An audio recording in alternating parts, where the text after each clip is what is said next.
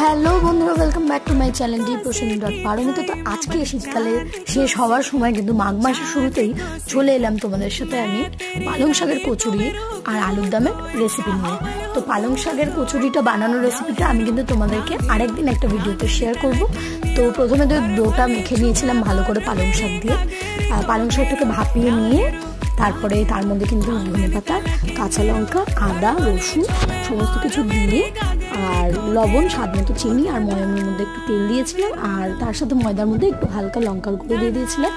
দিয়ে ডোটাকে ভালো করে মেখে নিয়ে, যে জল দিইনি, শাকের যে মিক্সিতে শাকটা গ্রাইন্ড করার পরে যে ইয়েটা ছিল ম্যারিনেশনটা, ওটা দিয়েই কিন্তু পুরো ডোটাকে মেখেছিলাম।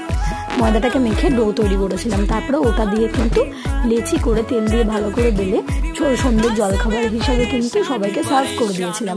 সার্ভ করার আগে খুব চিন্তা করে গেছিলাম যে কচুরি তো বানাচ্ছি, খাবে